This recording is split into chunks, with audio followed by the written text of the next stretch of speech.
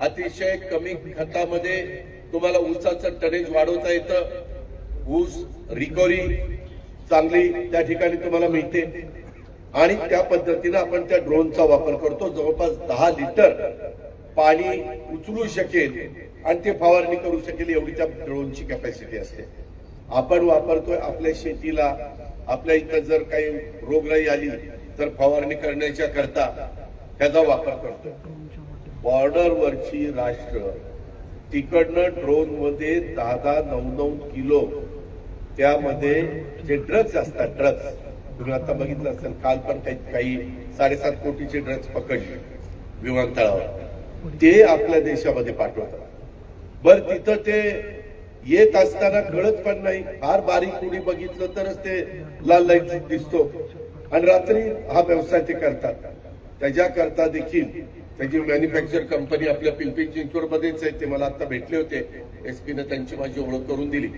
मित्रांनो, नवीन नवीन गोष्टीचा वापर करून जे अतिशय विध्वंस प्रवृत्ती असणारी लोक आहेत त्यांचा बंदोबस्त करण्याच्या करता आपल्याला ह्या गोष्टी कराव्या लागतात.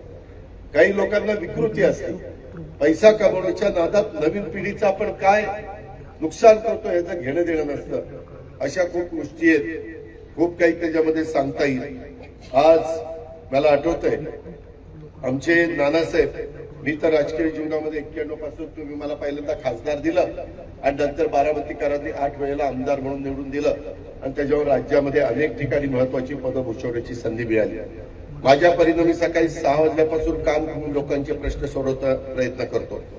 हेच नानासाहेब अर्जुनराव बनगर हे माझ्याकडे 2000 साली आलेले होते नोकरी मागण्याच्या करता. त्यावेळेस मी म्हणालो होतो नोकरी नाही व्यवसाय करा, आणि आज या बाबाचा एवढा मोठा व्यवसाय झाला. विचारा नानासाहेबांना, आज मी नोकरी लावली असती तर कुठेतरी सकाळी 11ला जाऊन तिथं दिवसभर काम केलं असतं, 5:30ला घरी आले असते, महिन्याच्या महिन्याला पगार घेतला असता निवांत. आज त्यांनी व्यंकटेश लॉन्स काढलं, विश्वजित एंटरप्राइजेस काढलं, मेसर्स बनगर कन्स्ट्रक्शन काढलं, त्याच्यामध्ये विश्वजित रेस्टॉरंट काढलं. नानासाहेब या सगळ्यामध्ये मिळून किती लोक कामाला येतात? आज 100-125 लोक. आज त्यांच्या रोजीरोटी नानासाहेबांवर अवलंबून आहे की नाही? जे नानासाहेब स्वतः नोकरी करत होते, आज त्या व्यक्तींनी धाडसानी, त्याच्यामध्ये जिद्द लागते, चिकाटी लागते, उत्साह लागतो, धाडस लागतं. नाही तर धंदा करायचा कुठं आणि कुठंतरी गप्पा आणायच्या, ह्याचं काय झालं त्याचं काय झालं हे असं काय बोलला, झालं वाटोळत झालं त्याचं. रानातला गाजर गवत काढता काढता त्याच्या नाकेनं येते, मात्र गप्पा. अरे मोदी साहेब आज असं काय रे बोलले? अरे तुला काय घेणं काय म्हणजे काय घेणं ना देणं? अरे आपलं बघा प्रपंच, मुलाबाळांना चांगलं शिक्षण द्या, निर्व्यसनी राहा, साधू संतांचे विचार डोळ्यासमोर ठेवा आणि चांगलं वागायला शिका ना. त्याच्यातनं सगळ्यांचं भलं आहे. मित्रांनो, इथं बसणारा कुणी राज्यासाठी देशाचा प्रमुख झाला तर सगळ्यांना नोकऱ्या देऊ शकत नाही. ही गोष्ट आपण लक्षात घ्या. कालच मी मुख्यमंत्र्यांशी बोललो, आता मुख्यमंत्री दावोसवरून आलेले, मी त्यांना एक प्रेस कॉन्फरन्स घ्या म्हणून सांगितलेलं आहे की बाबा किती गुंतवणूक आपल्या राज्यामध्ये येते, कशा पद्धतीने येते. आपल्याला पण मी आता सुभाष गुळवेंशी बोलत होतो, त्यामध्ये AI चा वापर करून अतिशय चांगल्या प्रकारचे बदल. तुम्ही किती लोकांनी बघितलं, कोणाला हात वर करा बरं, आमचं कृषी 2025ला कोण कोण गेलो? काय ही खरी शेतकरी, ही बाकीची दिवळ पुढार पण पांढरे कपडे घालायची, दादा आला मला मोठा हार त्याच्या गळ्यात घालायचा, फोटो काढायचा. असं काय दादाची आपली दोस्ती पण? अरे काय तर दोस्तीला चालता, आपला धंदा करा, मुलाबाळांना रांकेला लावा. परवा पंतप्रधानांनी पण आमची मिटिंग घेतली होती महायुतीच्या. जवळपास 237 आम्ही आमदार, दत्तामाव पण होता आणि बाकीचे MLC असे आम्ही 200-250च्या पुढे होतो. त्यावेळेस त्यांनी पण सांगितलं स्वतःच्या प्रपंचाकडे लक्ष द्या, तब्येतीकडे लक्ष द्या, तब्येतीला पण वेळ द्या. त्याच्यामध्ये कुटुंबाबरोबर कधीतरी रोज संध्याकाळी का विना जेवणाचा प्रयत्न करा, नाहीतर सकाळपासून कुठंतरी पाट्या टाकायचं काम करायचं. घरात काय चाललंय, पोरगं काय करते, पोरगी काय करते, कुणाचं काय चाललंय काय पत्ता नाही, काय नाही. आणि मी पुढारी काय त्याला चाटायचं. त्याच्यामुळे तसलं काही बाबांना करू नका. त्याच्यामध्ये आज आमच्या नानासाहेबांनी एक चांगल्या पद्धतीनं रेस्टॉरंट काढलंय, बँक्वेट हॉल काढलाय, हॉटेल फूड आउटलेट काढलंय किंवा लॉन पण त्या ठिकाणी सुरू केलेलं आहे. तिथलं नैसर्गिक सौंदर्य हे जपलं पाहिजे. आज मला आठवत आहे, मी ज्यावेळेस आलेलो होतो ह्याच्या उद्घाटनाला आमच्या व्यंकटेश लॉनच्या, त्यावेळेची परिस्थिती आज झाडं बघा कशी. मला पण झाडांचा प्रचंड वेळ आहे.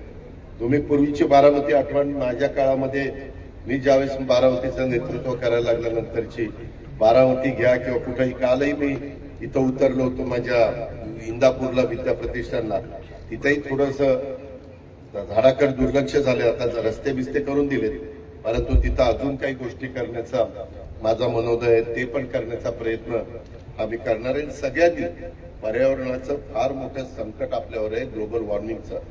मित्रांनो, काही जण सांगतात सायंटिस्ट की दादा पुढं पाऊस पडेल, नाही पडेल, पडला तर सारखा पडेल, काही पण घडू शकतं. आणि त्याच्यामुळं एआयचा वापर करून आपल्याला शेती करावी लागेल. परवा तुम्ही बघितलं, ज्यांनी हात वर केलेले होते, माती नाहीच आहे, पाण्यामध्येच मुळे आल्या तरी फुलं आली, फळं आली, तुमचा भाजीपाला आलाय. ह्या गोष्टी होऊ शकतात आणि त्याच्यातनं करोडो रुपयाचं उत्पन्न आपण मिळू शकतो. कांदा आपल्या इथं आता नवीन कांदा, मी परवा कालच राजगुरुनगरला होतो, त्यांनी नवीन तयार केलेला कांदा 9 महिने टिकू शकतो.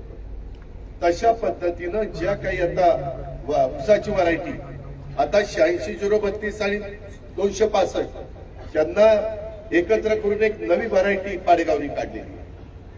8005 तर आहेत, इतर पण वेगवेगळ्या व्हरायटी आहेत. काळानुरूप तुम्हाला मला बदलावं लागेल.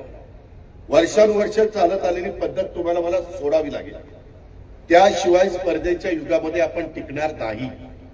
आता 10 लाख मेट्रिक टनाची साखर निर्यात करण्याचा परवानगी अमित शाह साहेबांनी दिली. मी परवा दिवशी त्यांना म्हणालो, ते म्हणले एकदा हे उद्या अजून पुढे 10 लाख मेट्रिक टनाची देऊ. ज्यूस टू इथेनॉल, बीएबी टू इथेनॉल ह्याचाही दर ते वाढवून देत आहेत. या प्रकारे माझा शेतकरी पण समाधानी राहिला पाहिजे, माझा इतर व्यवसाय करणारा व्यवसायधारक पण समाधानी राहिला पाहिजे. अशा पद्धतीचा आमचा सगळ्यांचा प्रयत्न आहे. खूप गोष्टी सांगण्यासारख्या आहेत, परंतु आजकाल हॉटेल आणि हॉस्पिटॅलिटीची इंडस्ट्री वेगाने वाढते. जे रोजगार निर्माण होतात त्याच्यापैकी 11 जर रोजगार निर्माण झाले तर 1 रोजगार हॉटेल उद्योगातून निर्माण होत आहे. त्यामुळं त्या उद्योगाकडे बघण्याचा दृष्टिकोन आम्ही पण बदललाय. मी पण आता बजेट जे सादर करणार आहे, सिंधुदुर्ग, रायगड, रत्नागिरी हा समुद्र किनारा, तिथंही मोठ्या प्रमाणावर पर्यटकांना कसं आपल्याला आकर्षित करता येईल अशा प्रकारचा प्रयत्न आमचा सगळ्यांचा आहे. अशा खूप काही गोष्टी राज्य सरकारच्या तिजोरीला परवडतील एवढ्या त्या ठिकाणी करण्याचा आमचा मानस आहे. इथं माझ्या लाडक्या बहिणी पण आहेत. कुणीतरी चर्चा करते की लाडक्या बहिणींचे पैसे बंद होणार, अजिबात बंद होणार नाही. फक्त ज्यांचं उत्पन्न 2,40,000च्या 20,000 महिना त्याच्या आत ज्यांचं उत्पन्न आहे त्यांना मिळणार. आता काही काहींचा ऊस जातोय 400 टन, तरी आमचे 1,500 रुपये घेतात. काहींचा जातोय 200 टन. तसं नाही बाबांनो. जे झाडू पोतना करतील, जी धुणं भांडी करतील, जी स्वयंपाक वेगवेगळ्या घरामध्ये जाऊन करतील, जी कुरपडीला जातील, जी झोपडपट्टीत राहतील, गरीब महिला, त्याकरता ही योजना आहे. आणि ते मी खरं तुम्हाला सांगतो, मागे आम्हाला वेळ कमी मिळाला, आम्ही येईल त्याचा फॉर्म अर्ज त्या ठिकाणी केला. माझ्याकडे तक्रार पत्रकारांची आली, खरी खोटी मी तपासून बघायला सांगितलं. त्या बांगलादेश मधल्या काहीतरी 2-3 आल्या, त्या भावानंदी आमचे पैसे घेतले. पण ते खरं का खोटं अजून तपासतोय. आरोप झालेला आहे, तपासल्याशिवाय मला सांगता येणार नाही. नाहीतर पुन्हा चॅनलला अजित पवारांनी कबूल केलं, बांगलादेशच्या महिलांना मिळाले, असं काही नाही. हे तपासून, आणि आम्ही आधार कार्डशी ते लिंकअप करतोय. ज्या गोष्टी माझ्या गोरगरीब समाजाच्या गरजेच्या आहेत त्या चालू ठेवण्याच्या करता मुख्यमंत्री देवेंद्र फडणवीस, उपमुख्यमंत्री एकनाथराव शिंदे, अजित पवार, दत्ता भरणे, चंद्रकांत दादा पाटील, आमच्या माधुरीताई मिसाळ, आम्ही सगळेजण त्यामध्ये तुमच्या सगळ्यांच्या बरोबर आहोत. आमच्यावर जबाबदारी वाढलेली आहे. 5 वर्षाच्या करता आम्हाला खूप काही काम करायचंय. त्याच्यामध्ये त्या कामाचा तुम्ही पण फायदा करून त्या ठिकाणी घ्या. क्वालिटीला महत्व द्या. कॉन्ट्रॅक्टर लोकांनी पण कसंही काम त्या ठिकाणी करू नका. काल मला नंतर मी परत गाडीत बसत असताना दिसलं होते, त्याला ते आपल्या न्यायालयाच्या बिल्डिंगला ते टाईल्स पडू नये म्हणून खेळ मारतात. मला जाताना दिसलं असताना तिथं जाहीर केलं असतं, या कॉन्ट्रॅक्टरला काळ्या यादीत टाका, ब्लॅकलिस्टला टाका. ते असले नाही लाडकपूर गेला. माझ्या जवळचा असो लांबचा असो, डाव्या हाताचा उजव्या हाताचा काय चालणार नाही. जनतेचा पैसा, अजित पवारच्या बापाच्या घरचा पैसा नाही. जनतेचा पैसा सत्कारणीच लागला पाहिजे आणि त्याच्यातनं जर कोणी चावटपणा केला तर त्याला कुठल्याही परिस्थितीमध्ये त्या ठिकाणी हायगाई केली जाणार नाही किंवा त्याला वाचवलं जाणार नाही. आज आमच्या अश्विनीताई लोकनियुक्त सरपंच झालेले आहेत. त्यांचं पण काम एवढं चांगलं आहे, त्याच्यामुळं त्या बाबतीमध्ये नानासाहेबांचंही बरं चाललंय. काय केलं नानासाहेब?